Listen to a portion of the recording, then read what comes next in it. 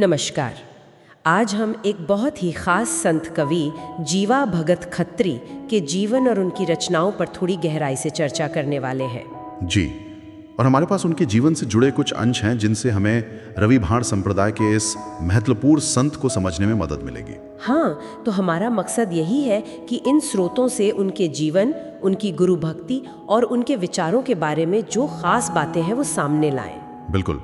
और जीवा भगत खत्री मतलब कोई साधारण संत नहीं थे। उनका जीवन काल देखिए, 100 साल से भी ज्यादा, ईस्वी सन 1789 से 1894 तक। ये तो वाकई कमाल है। हाँ, और वो मूल रूप से खत्री परिवार से थे। ये परिवार पहले कच्छ और फिर गुजरात के टंकारा में आकर बसा था। तो चलिए शुरू से शुरू करते हैं। उनका जन्म वगैरह कहाँ हुआ? उनका जन्म हुआ था टंकारा में विक्रम संवत 1845, मतलब करीब 1789 ईस्वी। पिता थे जेठा भगत और माँ गंगाबाई। और परिवार के बारे में कुछ और? हाँ, जैसा मैंने कहा, खत्री परिवार। ये लोग सिंध से आए थे, पहले कच्छ रुके, फिर टंकारा पहुंचे। इनका जो पारंपरिक काम था वो कपड़ों की रंगाई का था, और परिवार में ना संतों की सेवा की एक परंपरा सी थी। अच्छा। तो उसका असर जीवा भगत पर बचपन से ही पड़ा होगा, जाहिर है। हाँ, और मैंने पढ़ा कि एक दिलचस्प बात भी है उनके जन्म से जुड़ी। कहते हैं संत खीम साहिब ने उनकी माँ को पुत्र का आशीर्वाद दिया था। जी हाँ, ये वृत्तांत मिलता है। और खीम साहिब के पुत्र गंग साहिब ने ही बच्चे का नाम जीवा रखने को कहा था। तो मतलब शुरुआत से ही एक आध्यात्मिक जुड़ाव दिखता है। सही कहा। और यही माहौल शायद उन्हें उनके गुरु मुरार साहिब तक ले गया होगा। वो रवि भाण संप्रदाय के थे। बिल्कुल। जीवा भगत अपने गुरु मुरार साहिब के प्रति मतलब पूरी तरह समर्पित थे। उनकी भक्ति अटूट थी। उनकी रचनाओं में भी ये दिखता होगा। हाँ, बहुत स्पष्ट रूप से। गुरु महिमा, मुरार नामा, मुरार स्तवन, ऐसी कई रचनाएं हैं जो सिर्फ उनकी गुरु भक्ति को ही दर्शाती हैं। ये सिर्फ लिखावट नहीं है, ये उनकी भावनाएं हैं। और वो सिर्फ लिखते ही नहीं थे, बल्कि सक्रिय भी थे। अपने गुरु के साथ यात्राएं करते थे, है ना? जी। और संप्रदाय के जो भी महत्वपूर्ण अवसर होते थे, जैसे रवि साहब की समाधि का समय विक्रम संवत 1860 के आसपास, या फिर खुद मुरार साहब की समाधि 1849 में, जीवा भगत वहां मौजूद रहे। अच्छा। और यहाँ एक बहुत जरूरी बात सामने आती है। जब मुरार साहब समाधिस्थ हो गए तो ऐसा खतरा था कि संप्रदाय की कई शिक्षाएं, कई वाणियां समय के साथ खो जाएंगी।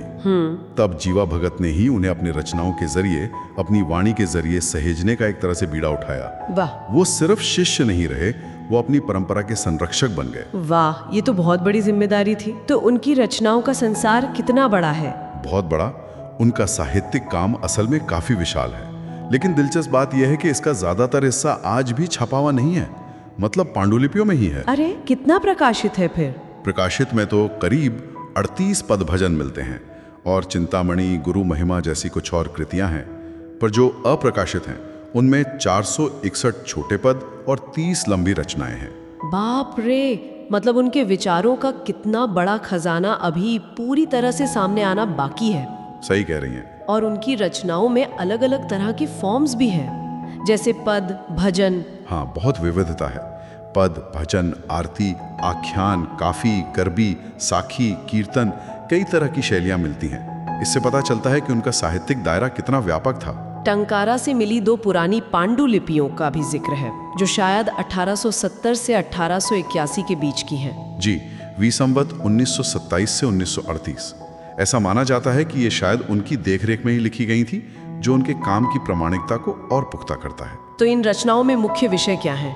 किस बारे में लिखते थे वो ज्यादातर? देखिए, उनकी वाणी में आपको ज्ञान मिलेगा, भक्ति है, उपदेश हैं, गुरु की महिमा तो है ही, फिर योग मार्ग के बारे में भी लिखा है, और कुछ आत्मकथनात्मक यानी अपने जीवन के अनुभव भी साझा किए हैं। रूपक भजन भी थे शायद, जैसे मोती, हंस। हाँ बिल्कुल, रूपक भजन जैसे मोती, हंस, चरखा, इन प्रतीकों का इस्तेमाल करके गहरे आध्यात्मिक अर्थों को समझाया है।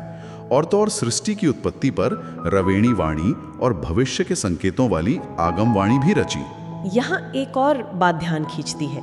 वो थे तो रवि भाण संप्रदाय के, लेकिन उनकी कुछ रचनाओं में, करीब 53 रचनाओं में, महामार्ग या बीज मार्ग का प्रभाव दिखता है। हाँ, ये बहुत दिलचस्प है। महामार्ग या बीज मार्ग उस समय का एक और महत्वपूर्ण आध्यात्मिक पंथ था। उनका एक पद है ना, हे वीरा महामार्गे चालो, बीजा आन मार्ग खालो। जी, ये दिखाता है कि वो अपनी मूल परंपरा में तो गहरे रचे बसे थे, लेकिन दूसरे मार्गों के सत्य के प्रति भी उनका मन खुला था। उनमें एक तरह की सांप्रदायिक सहिष्णुता थी। ये वाकई उस दौर के हिसाब से बहुत बड़ी बात है। बिल्कुल।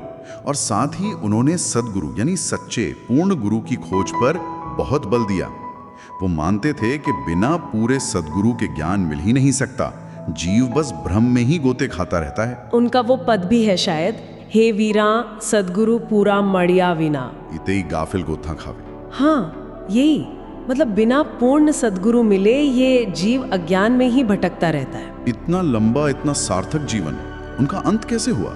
जीवा भगत ने विक्रम संवत 1950 में यानी ईस्वी सन 1894 में श्रावण महीने की शुक्ल नवमी को टंकारा में ही जीवित समाधि ली। जीवित समाधि मतलब अपनी इच्छा से? हाँ, स्वेच्छा से ध्यान अवस्था में शरीर का त्याग किया। आज भी टंकारा में उनका समाधि स्थल है और पास में ही जारिया गांव है, वहाँ एक स्मृति मंदिर बना है।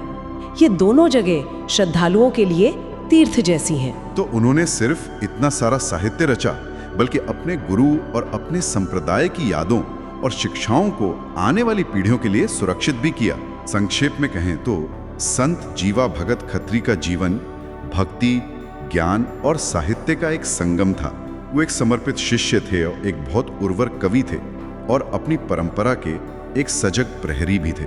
उनका स्थान वाकई बहुत खास है। हाँ, और उनकी रचनाओं में जो अलग अलग आध्यात्मिक धाराओं जैसे रवि भाण और महामार्ग का मेल दिखता है, वो हमें आज भी सोचने पर मजबूर करता है। सही बात है। ये विचार करने जैसा है कि कैसे कोई व्यक्ति अपनी मूल जड़ों से जुड़ा रहकर भी दूसरे नजरियों से सत्य को देख सकता है, उसे अपना सकता है और उसे अपनी आवाज दे सकता है। शायद यही सच्ची आध्यात्मिकता की एक पहचान होती है।